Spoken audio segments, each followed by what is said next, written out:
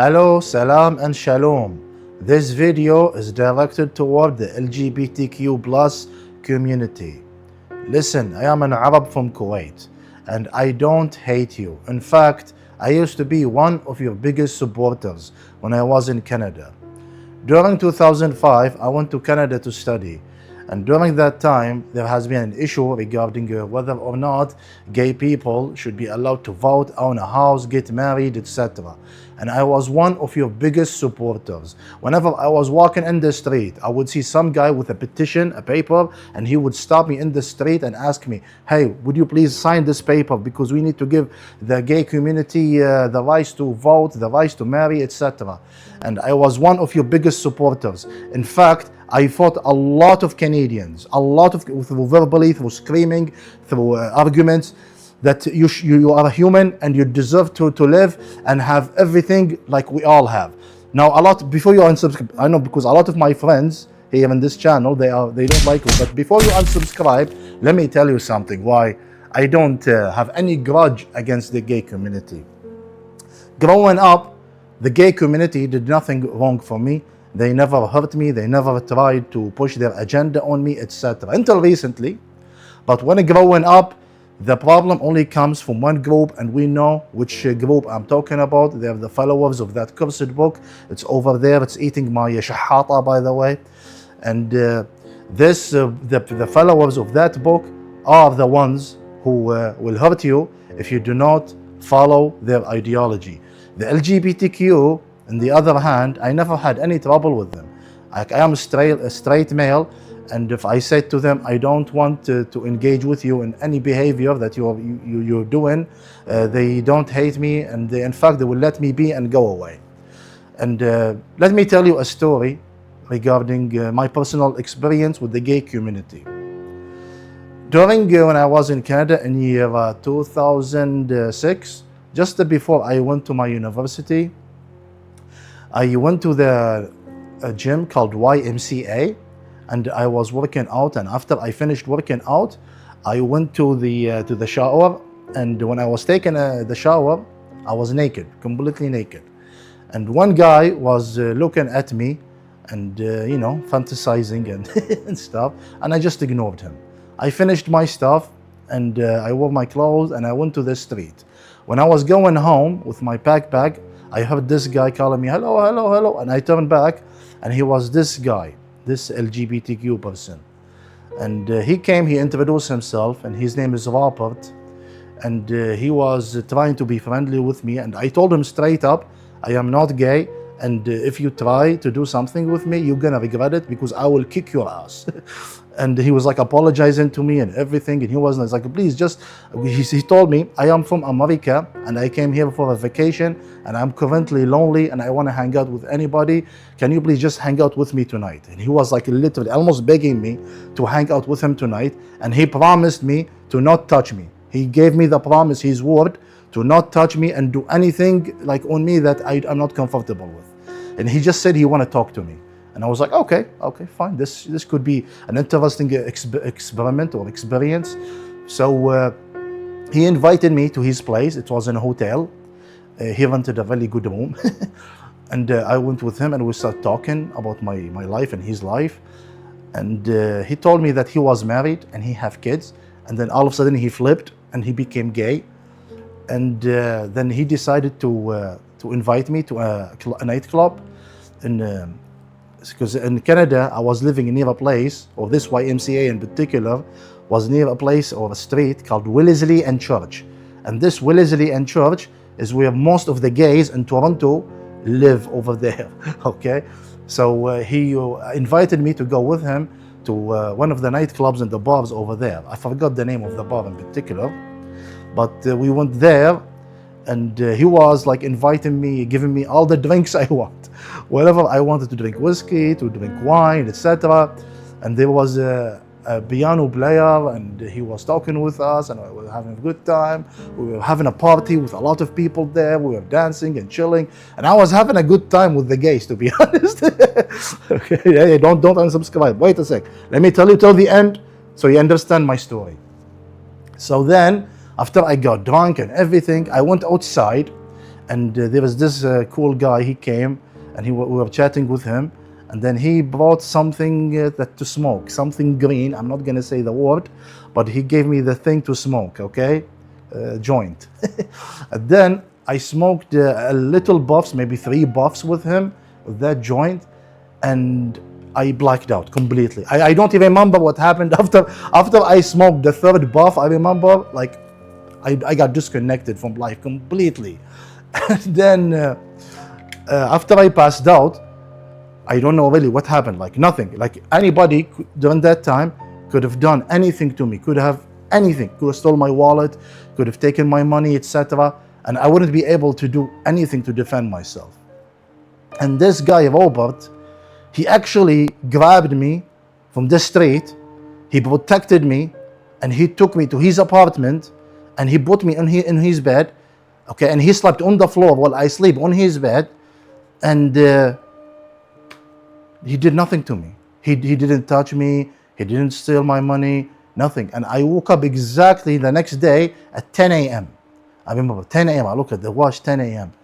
And I was surprised, like, what the hell is going on? And I asked him, what happened yesterday? And he told me after I smoked the joint, I was vomiting all over the street, and I was pushing people. And he was like explaining to me like I was like so out of my mind. And this guy, he took me, he carried me, like literally he told me, I carried you while you're like passed out, and all the way to the hotel. It's a long distance. And this guy grabbed me, took me all the way, and he didn't touch me, he did nothing to me. I was very safe with him. And I woke up the next day, I thanked him, and then I went to my apartment and continued my usual, schedule. But during that time, I was impressed because he was trustworthy. I was on my face and almost like dead, really. And he took care of me. He could easily just be like, I cannot have sex with this guy, therefore fuck him, let him sleep on the street. Or he could easily just, do stuff to me while I am like unaware, But he took care of me. And for that, I will never forget that kind of kindness. He was really kind with me. If I was with someone else that doesn't like me, or he wants something in particular from me, I wouldn't feel safe, to be honest with you, like a Muslim. But he really took care of me. He did nothing for me, and that's why I don't hate the LGBTQ community. In fact, I do respect them, and I wish for them to have their lives, and nobody should harass them.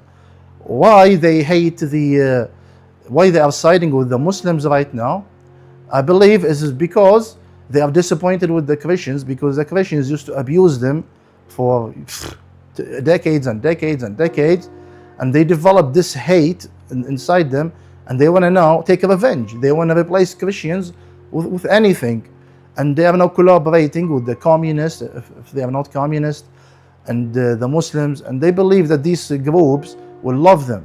No, I'm telling you, Mr. LGBTQ, you are doing a huge mistake, huge mistake. And let me tell you one of the reasons why also I supported the LGBTQ.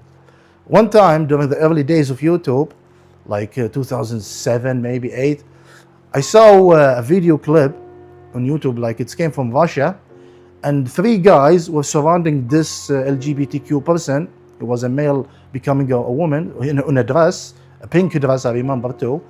And they were kicking his face and punching him and beating him, like really kicking his face with brutal intent. They trying to kill him, to kill her, this, the LGBTQ person. And they were hitting them without no mercy, and most likely they were motivated by religious reasons, because they are Christians maybe. And that's disgusting. No human deserve to be beaten like that just because you disagree with them, their sexual preference. Like for me, a person like this person, if he want to have sex with whoever in his room, away from my side, I don't care. It's his room, it's his life. He do whatever he wants. I had a problem with them recently when they try to force their shit onto my video games. They try to force their agenda into my movies, into my music, into my way of life, my children. That's now when you cross the line.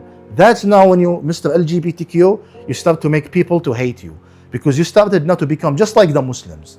And if you think becoming just like the Muslims will make the Muslims love you, oh, you are dearly wrong, Habibi.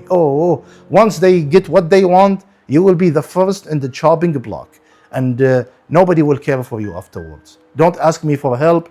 Don't ask anyone for help. You have a chance right now to flip the table and go back to your senses. Just because you hate the Christians, that doesn't mean the ones you're going to replace them with are going to be better.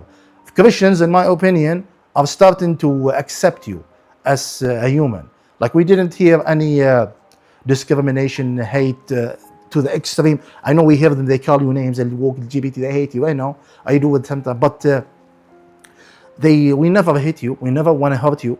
And the Americans right now, for the most part, are peaceful people to you. They don't want to hurt you and do physical harm to you like 3 decades or 4 decades ago. It's now a different situation. But if you bring the Muslims, if you think that bringing the Muslims will will end that once and for all, you are mistaken, Mr. LGBTQ. The Muslim will bring that. They will make it legal for them to beat you. Trust me on this one. Look at my face, you stupid. Don't look at my face. I live in a Muslim country, and I cannot express my opinion freely. Look at my.